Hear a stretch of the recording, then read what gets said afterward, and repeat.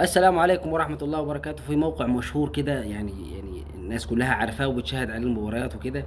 راح منزل صورة بيقول لك الأهلي بيتواجد في المركز الثالث، في المستوى الثالث في بطولة كأس العالم في التصنيفات. حلو. والمركز الثالث، وهل هذا اللي هو هيمنعه من مواجهة الهلال السعودي والوداد وصن داونز والكلام ده. حلو. والناس حاصل طبعا اللي هي مش فاهمه اساسا، واللي هي ما لهاش في البطوله دي، واتدخلت وقالوا اتريقت على الاهلي وقال لك الاهلي في المستوى الثالث ومش عارف ايه. المستوى كاس العالم للانديه ده نظامه ازاي؟ يعني في المستوى الاول زي ما احنا عارفين مانشستر سيتي وريال مدريد وبايرن ميونخ وباريس سان جيرمان وفلامينجو وبالميراس وريفل بليت وفلومنسي. المركز الثاني تشيلسي، بروسيا دورتموند، انتر ميلان، بورتو، اتلتيكو مدريد، بنفيكا، يوفنتوس، سالزبورغ. المركز الثالث اللي هو الهلال واولسن الياباء الكوري، والاهلي والوداد ومونتيري، ليون، بوكا جونيورز، بوتافوجو. المستوى الرابع موجود فيه اورواوا الياباني، اللي النادي العين، الترجي التونسي، سان داونز، باتشوكا، سياتل الامريكي، اوكلاند سيتي، انتر ميامي اللي هو المستضيف البطوله واللي مضاف عليه يعني. مفيش فريق من نفس الاتحاد اللي هو الاتحاد الافريقي هيقابل فريق معاه في نفس المجموعة. حلو. المجموعة بتتقسم اربع اربع مجموعات، بياخدوا من كل مجموعة فريق، بيطلع منه 8 مجموعات في كأس العالم للأندية. التمانية بيتنافسوا على الأول والتاني. تمام. هتقول لك ما يا عم الأهلي المستوى بتاعه مش حلو وخرا في الدوري المحلي. ما تاخدش مستوى النادي الاهلي في الدوري المحلي وتقيمه بالبطولات الاوروبيه اللي زي دي او البطولات العالميه اللي زي دي. ليه؟ لان الاهلي في زي ما اتكلمنا على موضوع العين، وقلت ان العين هيدي على دماغه والاهلي، والعين هيفوز على الاهلي والكلام ده بسبب المستوى. لكن الاهلي فاجئنا كلنا ولعب. يعني احنا مش متفاجئناش من انا نفسي ما اتفاجئتش من مستوى الاهلي، لان هو لعب بالمستوى المطلوب اللي هو معروف في البطولات العالميه اللي زي دي. تمام. احنا لعبنا في كاس العالم للانديه، وهنلعب في كاس العالم للانديه. كاس العالم للانديه مفيش فريق يعني بيلعب بالاسم ان انا هو مثلا انا هلعب قدام ريال مدريد. لا، انا مش هلعب قدام ريال عشان اتعادل بنقطه، لا مش عايز اطلع بنقطه. الفرق دي هتتنافس على الاول والثاني اللي هو هيصعد لدور ال 16 على طول، ومن دور ال 16 المغلوب ايه؟ بره. الاهلي بيلعب في البطولات العالميه اللي زي دي لان الفريق اللي قصاده بيكون فاتح اللعب وبيطلع مستوى لعب عالمي. تمام. الاهلي هيلعب مع نفس المستوى ده.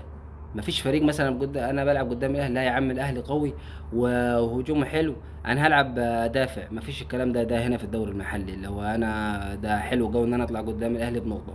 ده في الدوري بتاعنا ده اللي هو النعم مكانه ده.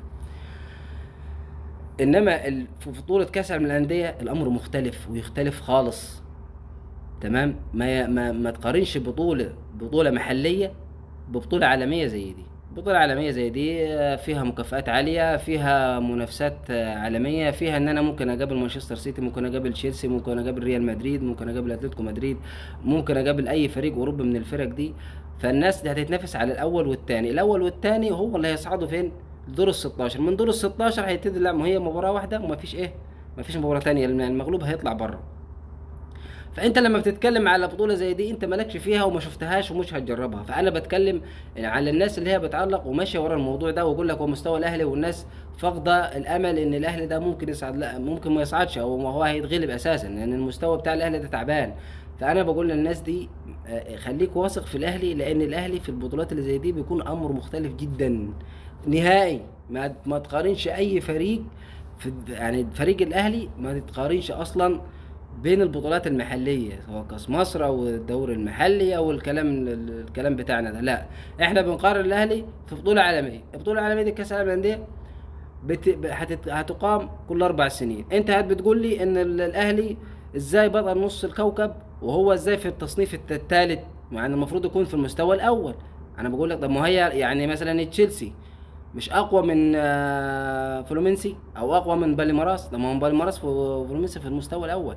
ما بيتبنيش بكده، هو بالبني بعدد البطولات اللي هي من بدايه اختيار الفرق في كاس العالم للانديه بنظامها الجديد اللي هي كل 4 سنين، وهتقام ب 32 فريق من 8 مجموعات. هيتقسموا ل8 مجموعات لدور ال 16. يصعد اول وتاني زي ما احنا قلنا، ودور ال 16 المغلوب. طيب الاهلي هيلعب. الناس اللي بتضخ وتتكلم، يا ريت الناس دي تبص احنا فين. احنا فين يعني؟ هنروح امريكا وهي القرعه مثلا هتتعمل بكره. المشكله مش في كده، المشكله ان المباراه بكاس العالم للانديه يعني هتتذاع امتى؟ ما هي الدوري الامريكي بيتذاع الساعه 2 3 بالليل، الساعه 2 3 الفجر. مين اللي هي يسهر الساعه 2 3 الفجر؟ الناس كلها هتسمع، وفي ناس هتسمع وفي ناس هتنام وتسمع، تشوف النتيجه وتشوف الملخص بتاع المباريات. فانا بتكلم على على المواقع اللي هي بتطلع عايزه تعمل بلبله وعايزه تعمل نوش ان النادي الاهلي في المستوى الثالث ومش هيقابل الهلال السعودي وداد مغربي وترجي تونسي، مع احترام الفرق دي اساسا. انا مالي بالفرق دي، وان انا اقابل ولا ما اقابلش. ما انا مالي، انا اللي كل اللي يهمني اللي هي مجموعه الاهلي، ان انا ما اتمناش ان انا اقابل مانشستر سيتي وريال مدريد وتشيلسي والحاجات دي. انا اقابل فرق على قد اهو، العب فيها والعب معاها كده، وان شاء الله نتاهل ونوصل لدور ال 16 ونعمل مباريات حلوه، وباذن الله الاهلي يصعد. وكلنا نتمنى الكلام ده. في ناس ما بتتمناش طبعا، في ناس تتمنى ان الاهلي يشيل 5 6 7 8 اهداف.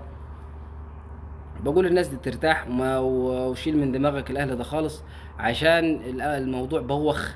والبطولة دي انت مالكش فيها والله، ولا تعرف اساسياتها ولا مكافآتها ولا اي حاجة. ولما ربنا يكرمك يا سيدي، لما ان شاء الله يكرمك وتاخد ابطال افريقيا، تروح بقى كاس العالم للانديه دي وتقارن فريقك بفريق تشيلسي، ريال مدريد، مانشستر سيتي، اتلتيكو مدريد، بالناس دي. خلاص. السلام عليكم.